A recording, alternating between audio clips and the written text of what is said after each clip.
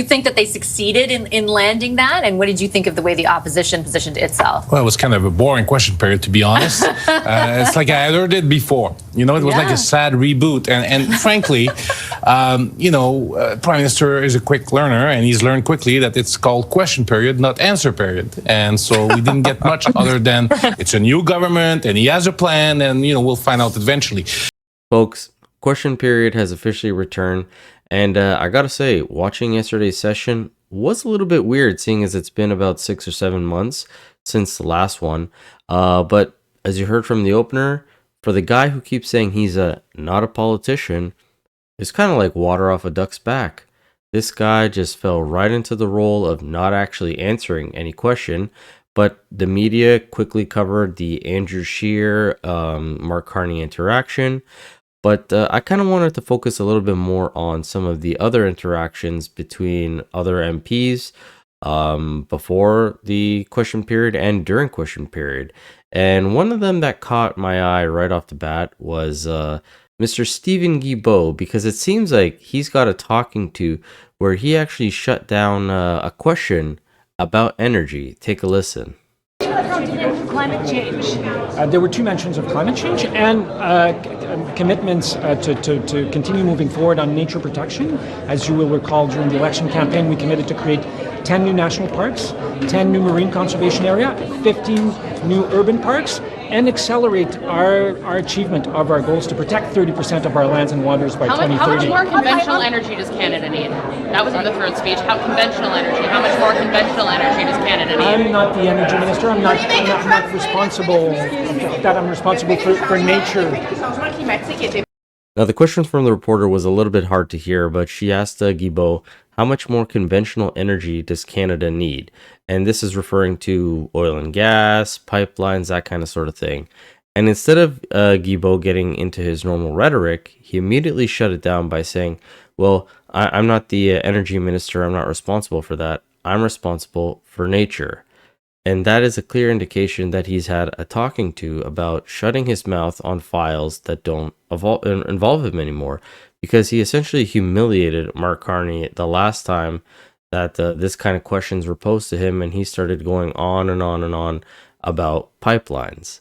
Now, the other MP that we saw last time do the same thing was the housing minister, Gregor Roberts. And he actually went toe-to-toe with Melissa Lanceman, who pretty much humiliated him in the House of Commons. Take a look. Mr. Speaker, we're seeing 2 very different narratives on housing, one from the campaign and a very different one from the minister. The new housing minister, the former mayor from Vancouver, who let housing prices go up 179% in just 8 years, is saying something very different.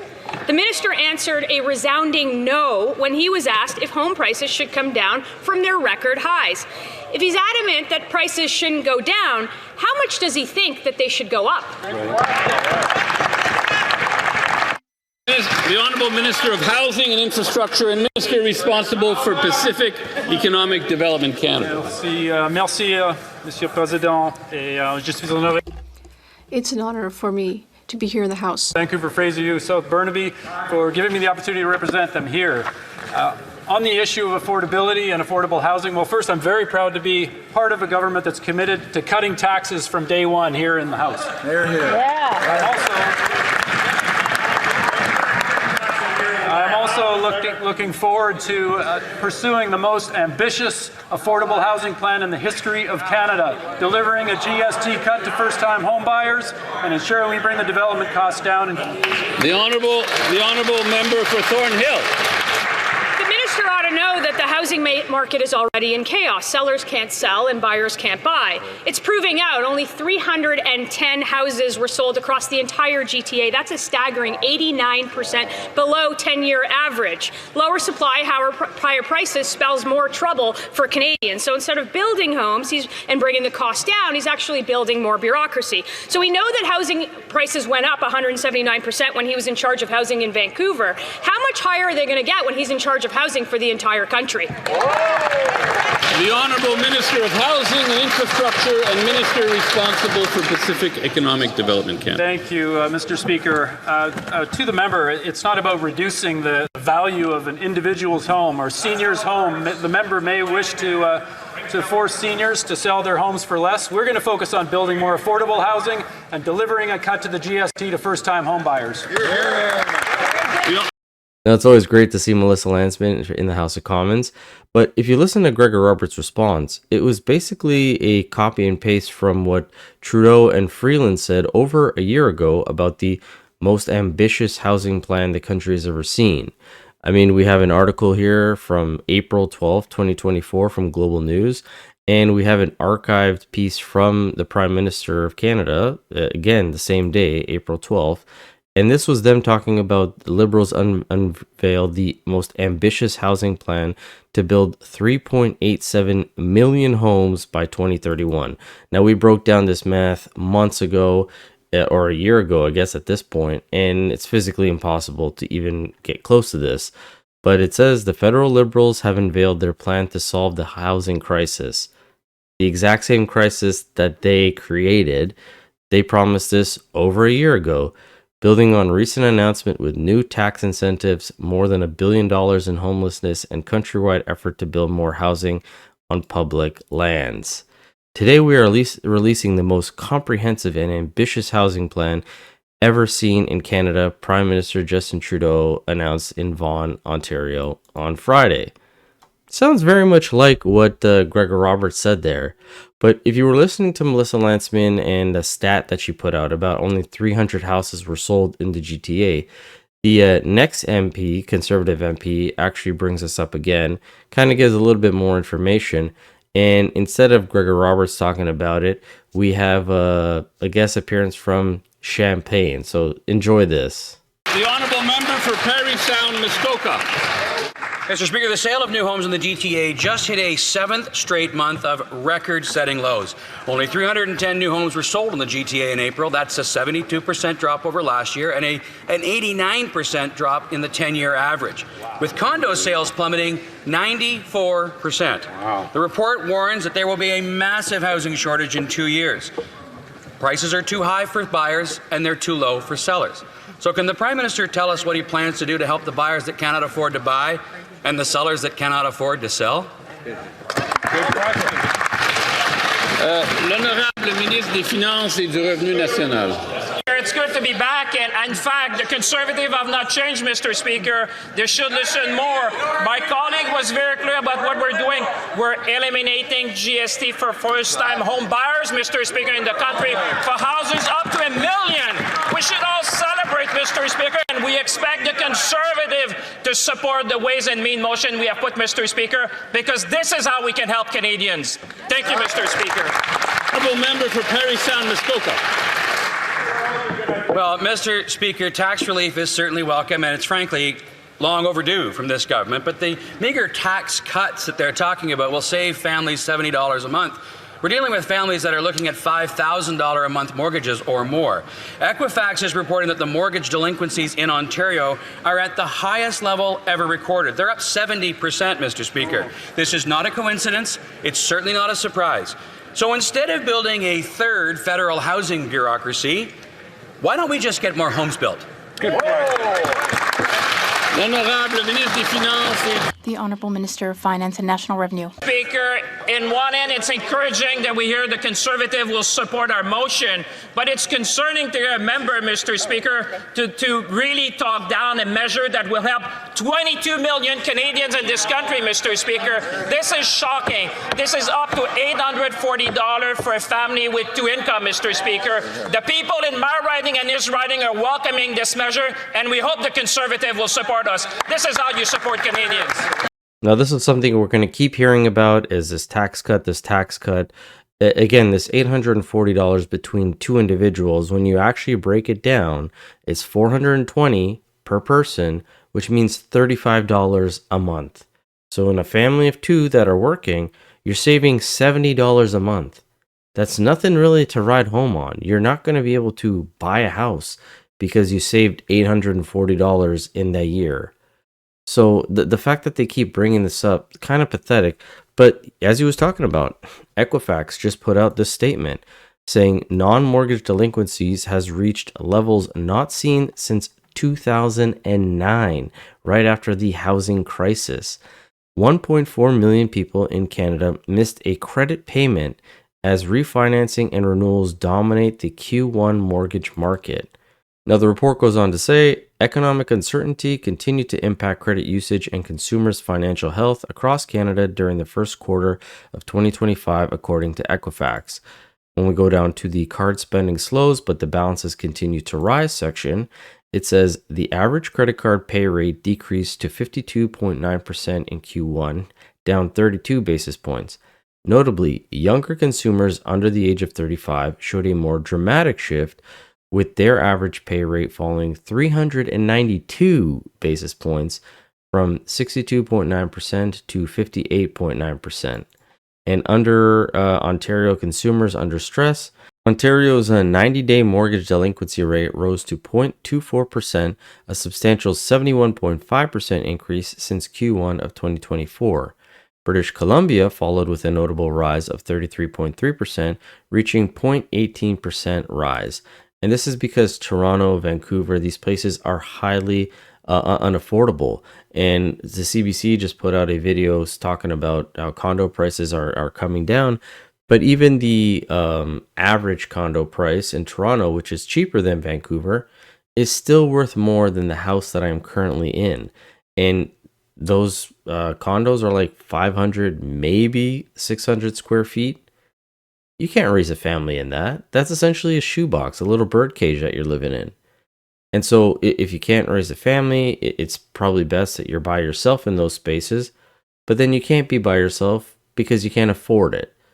So the Liberals talking about how they're going to fix the housing crisis that they essentially created is quite rich.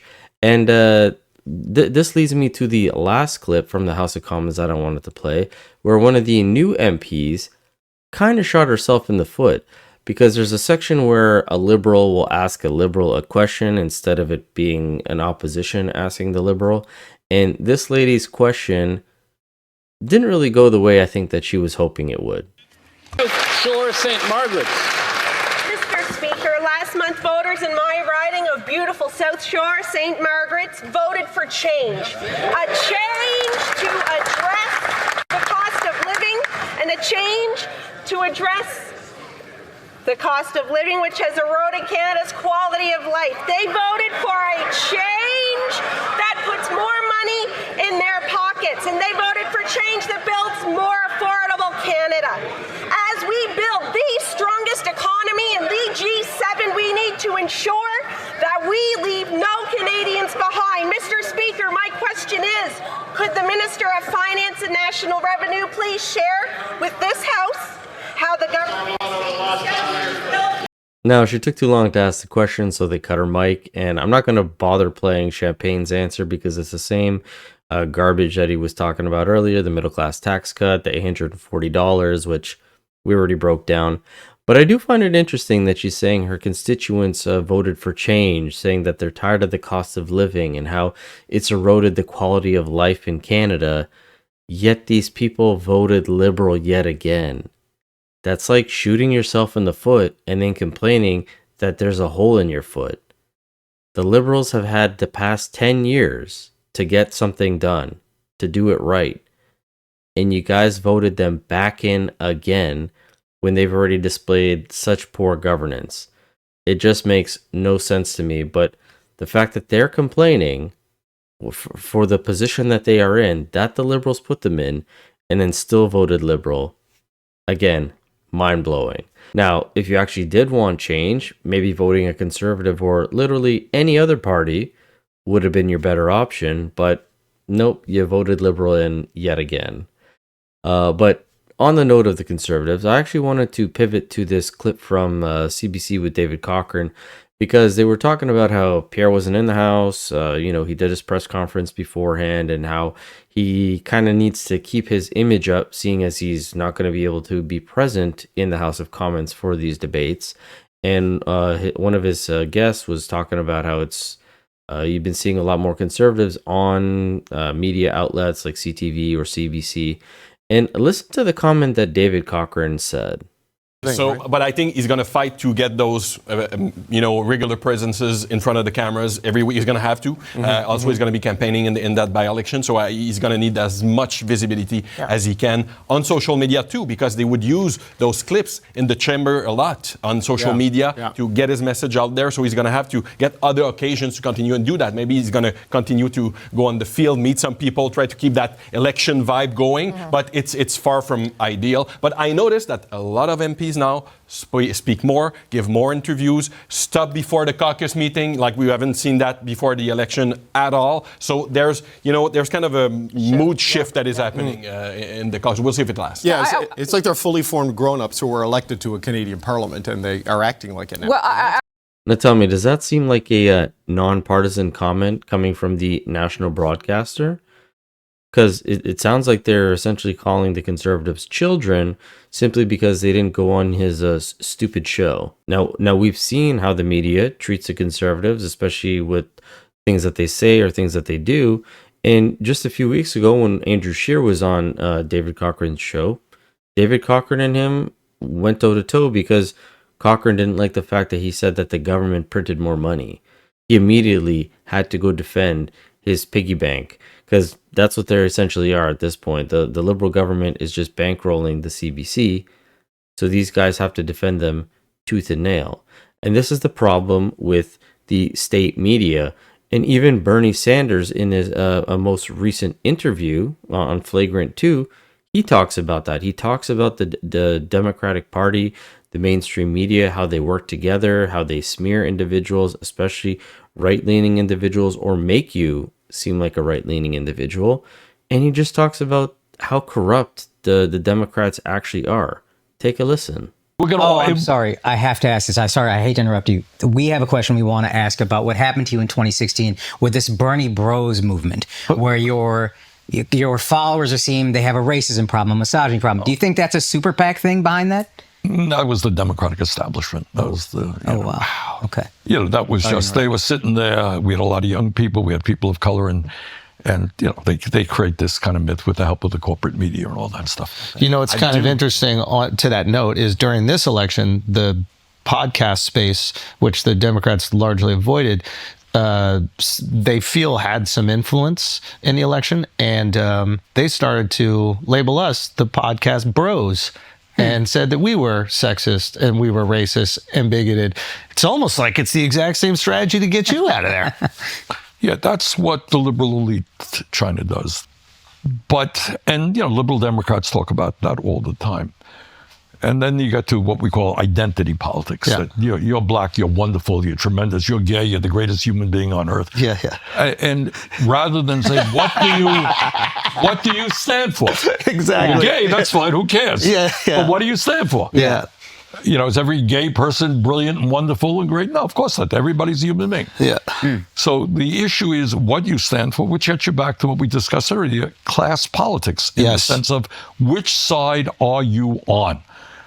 Those are the issues. And no one cares what color you are, what your gender is, et cetera, et cetera. Democrats, we felt that we didn't have a say on who could be president. We talk a lot about the Republicans being autocrats and oligarchs and taking over democracy, but from the Democrat perspective, and I'm a lifelong Democrat, I felt like the Democratic Party completely removed the democratic process from its constituents. And I think they need to have some accountability of that. No argument here. But then could we not also say, if ostensibly there hasn't been a fair primary for the Democrats since 2008, are they not also a threat to democracy? Yes. We often hear. Fair enough. That is. Yeah, I'm not going to argue with that point. And we could definitely apply all of what that was just said to our recent election, where Ruby Dalla got screwed over, Chandra Arya got his riding taken away. He got screwed over as well. The fact that Mark Carney stood up in the House thanking the constituents of Nepean when the guy who was previously there held it for 9 years, no problem. You still haven't given an actual reason as to why he wasn't eligible to not just run for the leadership of the party, but just at least stay in his position. No, none of that. Does that seem very democratic to you? Let me know in the comment section below, because I always love to see what you guys have to say. As always, don't forget to hit the subscribe button, like, comment, share. I really do appreciate it.